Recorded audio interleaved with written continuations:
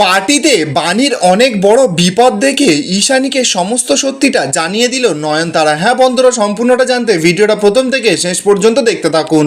ধারাবাহিকের শুরুতে দেখা যাচ্ছে নয়নতারা আর মৌলির মধ্যে তো বেশ ঝামেলা লেগে গেছে। এবার সেটা দেখে ঈশানী পিনাকিকে বলছে, হ্যাঁ গো ছোট মা আর মৌলির মধ্যে কি বনিবনা হচ্ছে না? সারাক্ষণ তো ওরা দুজন মানিক জোরের মতন ঘুরে বেড়াতো। পিনাকি তখন বলছে যে জোর ভেঙে গেছে। অন্যদিকে দেখা যাচ্ছে মৌলি আর নয়নতারার মধ্যে তো বেশ ঝামেলা লেগে গেছে। মৌলি নয়নতারাকে বলছে যে তুমি আমাকে পার্টিতে আসতে না করছো, এদিকে ওই ভিকিরির বাচ্চা বাণীকে পার্টিতে আসতে বলছো। ব্যাস, নয়নতারা তো গেছে মটকাটা গরম হয়ে। নয়নতারা বলছে যে তুই কি বললি কি বললি, এই বলে তো গিয়ে মৌলিকে একটা ঠাঁসিয়ে চড় মেরে দেয়। সেটা দেখে তো একেবারে বাড়ির সকলে চমকে গেছে। মৌলিও তো বিশ্বাস করতে পারছে না। মৌলি বলছে গ্র্যান্ড মমি। নয়নতারা এবার রেগে মেগে মৌলিকে বলছে যে এতদিন ধরে তোমার মা বাবা আমাকে বলে এসেছে যে তোমাকে এতটা বেশি লাই দিতে না, কিন্তু আমি তোমাকে লাই দিয়েছি। এবার সময় চলে এসেছে মাথা থেকে পায়ে নিচে নামিয়ে আনা। বাণীর সম্পর্কে যদি আর একটা বাজে কথাও বলতে শুনেছি, তাহলে যে কটা দাঁত ওই বাণী ফেলতে বাকি রেখেছে সব কটা দাঁত কিন্তু আমি ফেলে দেবো। আর আমি এই বাড়ির বড়, তোমার সাহস কী করা হয় আমার মুখে মুখে তর্ক করার? আর ওই মানুষটাকে আমি বলবো, মানে শিবনাথ রায়কে, ওকে বললে কিন্তু ওই বুড়ো মানুষটা এমনিতেই আমাকে খুব বেশি ভালোবাসে। আর আমি যখন বলেছি এই বাড়িতে পার্টি হবে, তার মানে পার্টি হবে। আয়োজন তোমরা সকলে শুরু করো। বাণী এই পরিবারের জন্য অনেক কিছু করেছে, আর আমি এই পার্টিতে বাণীকে সম্মান জানাবো। এইসব কথা বলেই তো নয়নতারা এবার ওখান থেকে চলে যায়। ঈশানীও পিনাকিও ওখান থেকে চলে গেছে, মৌলিও ওখান থেকে কেটে পড়েছে। পানি তো এবার আস্তে আস্তে করে অনিরুদ্ধর কাছে গেছে। অনিরুদ্ধকে গিয়ে বলছে যে মিস্টার চ্যাটার্জি কি হয়েছে, ঠাম্মি ঠাম্মি এরকম ব্যবহার কেন করছে? অনিরুদ্ধ তখন বলছে যে রিল্যাক্স বানি রিল্যাক্স, সময় আসলে সব কিছু জানতে পারবে। অপরদিকে দেখা যাচ্ছে মৌলি তো চলে গেছে বিক্রম দেবের অফিসে, সেখানে বিদ্যুৎও রয়েছে। মৌলি তো এবার বিরক্ত হয়ে বলছে যে আমার না কিচ্ছু ভালো লাগছে না, এত কিছুর পরে ওই বাণীর কিচ্ছু ক্ষতি হয়নি। বিদ্যুৎ তখন বলছে যে হ্যাঁ আমিও কিন্তু অনেকবার ট্রাই করেছিলাম, অবশ্য বেবিও ট্রাই করেছে, মানে মৌলিও ট্রাই করেছে, কিন্তু কিছু তো লাভ হয়নি, উল্টে বেবির দাঁতগুলো সব পড়ে গেছে। বিক্রম দেব তো এবার রেগে মেগে বলছে যে প্লিজ তোমরা এসব বাজে কথা বলা বন্ধ করবে, এবার কি আমরা কাজের কথা বলতে পারি? মৌলি তো তখনই বিক্রম দেবকে বলছে কি আর কাজের কথা বলবো, হঠাৎ করে তো গ্র্যান্ড মামি পুরো পাল্টি খেয়ে গেল, বাণীর সাইডে হয়ে শুধুমাত্র নিজের নাতনি করে লাফালাফি শুরু করে দিয়েছে। আচ্ছা, গ্র্যান্ড মামি কি কিচ্ছু বুঝতে পারছে না যে বাণী যতদিন ওই বাড়িতে থাকবে ততদিন আমরা ওই সম্পত্তির একটা কানা করিও পাবো না? আচ্ছা, আমি এটা বুঝতে পারছি না, এটা কি গ্র্যান্ড মামির নতুন কোনো প্ল্যান বা চাল নাকি? বিদ্যুৎ তখন বিক্রমদেবকে বলছে যে হ্যাঁ আমার বেবি কিন্তু ঠিক কথাই বলেছে, ওই বাণীকে না সরিয়ে দিলে কিন্তু এই সম্পত্তির একটা কিচ্ছুও পাবো না। বিক্রমদেব তখন মৌলিকে বলছে যে আচ্ছা আমি শুনলাম নাকি যে ওই রায়বাড়িতে তোমার গ্র্যান্ড মামি একটা পার্টি রেখেছে। মৌলি তখন বলছে যে হ্যাঁ সেটা তো বাণীর উপলক্ষে পার্টি। আর আমি যখন গ্র্যান্ড মামিকে বলতে গেলাম যে বাণীর উপলক্ষে কেন পার্টি রেখেছো, সঙ্গে সঙ্গে উল্টে আমাকেই চড় মেরে দিল, আমাকে। বিক্রম দেব এবার মৌলিকে বলছে যে খুব ভালো একটা খবর দিলে মৌলি, ওই পার্টিতেই হবে বাণীর শেষ, আর ওই রায়বাড়িতে ফুল মালা দিয়ে বাণীর ছবি টাঙানো থাকবে। আর রায়বাড়িতে আমি নিজে যাব, নিজে আমি গিয়ে চোখের সামনে ওই ঘটনাগুলো দেখব। বিক্রম দেব তো এবার বিদ্যুৎকে বলছে যে বিদ্যুৎ আর কোনো ভুল করলে কিন্তু চলবে না, তাহলে আমাদের গলায় ফাঁস পড়বে। আমি যেমন যেমন বলবো তুমি কিন্তু তেমন তেমন করবে। বিদ্যুৎ তখন বলছে যে হ্যাঁ একদম একদম, কিন্তু একটু যদি খরচা পানিতে হতো। বিক্রম দেব তখন তো এবার রেগে যায়, বলছে যে সারাক্ষণ টাকা টাকা করো না তো, আগে কাজটা হোক তারপর টাকা পেয়ে যাবে। অপরদিকে দেখা যাচ্ছে যে বানি আর তানিয়া তো পড়তে বসেছে, দুজনে মিলে এবার বেশ গল্প করছে। ঠিক তখনই তো সেখানে নয়নতারা চলে আসে। নয়নতারা তো হাতে অনেকগুলো বাজার টাজার করে নিয়ে এসেছে। নয়নতারা এসে বলছে যে হ্যাঁ হ্যাঁ দুই মা মেয়ে মিলে তো বেশ গল্প হচ্ছে, শুধু এই ঠাম্মিটার কথাই তোমাদের কারোর মনে নেই। ঠাম্মিটার তো বয়স হয়ে গেছে তাই না? আচ্ছা ঠিক আছে, যাই হোক, আমি এই তোমাদের জন্য অনেক কিছু নিয়ে এসেছি, সেইগুলো ধরে নাও। বানি তো এবার অবাক, বলছে যে এইগুলো কি আমাদের জন্য? নয়নতারা তখন হাসতে হাসতে বলছে যে হ্যাঁ এর ভেতরে অনেক শাড়ি আছে, এগুলো তোমার জন্য, আর এর ভেতরে অনেক জামা আছে, এগুলো তানিয়ার জন্য। তানিয়া তো এবার অবাক, নয়নতারাকে বলছে যে দুষ্টু ঠাম্মি তুমি কি আমাদের জন্য জামা কাপড় এনেছো এতগুলো?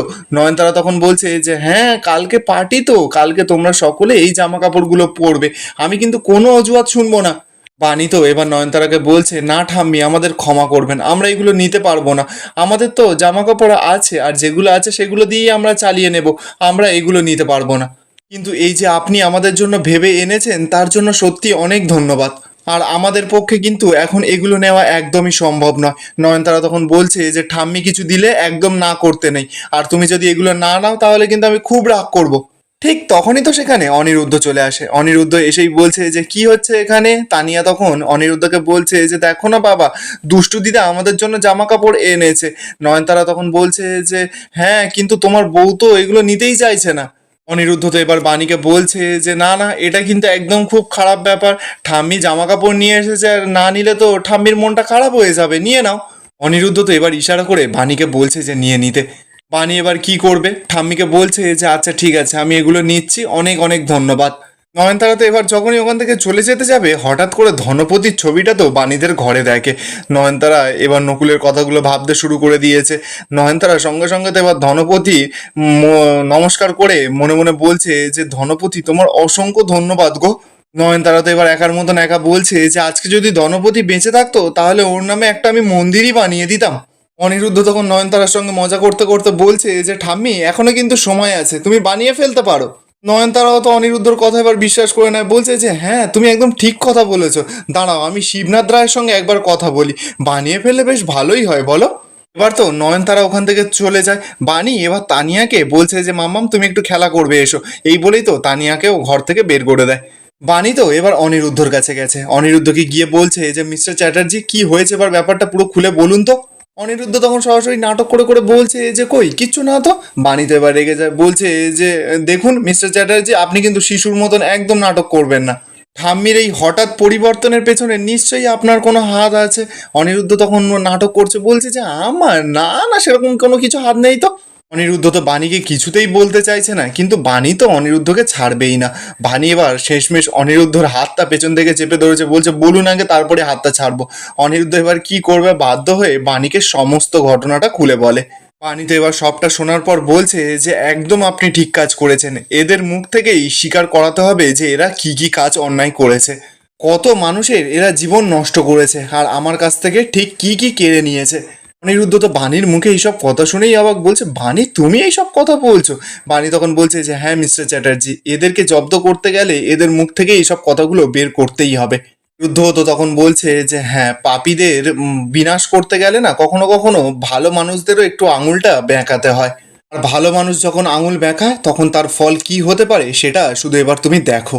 তোমার জায়গা, তোমার সম্মান, তোমার সমস্ত অধিকার তুমি এবার ফিরে পাবে বাণী। বাণী তো এবার অনিরুদ্ধর হাতটা ধরে বলছে যে আমি আপনাকে খুব বিশ্বাস করি মিস্টার চ্যাটার্জি। অনিরুদ্ধ তখন বলছে যে হ্যাঁ আমি জানি, এবার চালটা আমরা দিয়েছি, হারবে ওরা। এরপর দেখা যাচ্ছে সেই দিন চলে আসে যেদিন নয়নতারা বাণীর অনারে একটা পার্টি থ্রো করেছে। একে একে তো সকল লোকরা আসতে শুরু করে দিয়েছে, বাণীকে কংগ্র্যাচুলেশন জানাচ্ছে। এবার সেখানে থাকা একজন মহিলা বাণীকে বলছে যে তা বাণী, আমি এখানে আসলাম তোমার এক্সপিরিয়েন্সটা শোনার জন্য। এই যে তুমি যখন ফাঁসির মঞ্চে গেছিলে, তোমার যখন ফাঁসিটা দেবে দেবে তখন তোমার কিরকম ফিল হচ্ছিল। নয়নতারা তো এবার এসেই বাণীর পাশে দাঁড়িয়ে মহিলাগুলোকে উচিত শিক্ষা দিয়ে দেয়, বলছে যে দারুণ এক্সপিরিয়েন্স ছিল, আমার মনে হয় যে সবার জীবনে একবার করে এই এক্সপিরিয়েন্স আসা দরকার। তা তোমরা একবার এই এক্সপিরিয়েন্স করবে নাকি। নয়নতারা তো মহিলাগুলোর মুখে পুরো ঝামা ঘষে দেয়। বাণী এবার মহিলাগুলোকে বলছে এই যে আপনাদের আশীর্বাদে ফাঁসির মঞ্চ থেকে যে ফিরে এসেছি সেটাই তো অনেক, তাই না।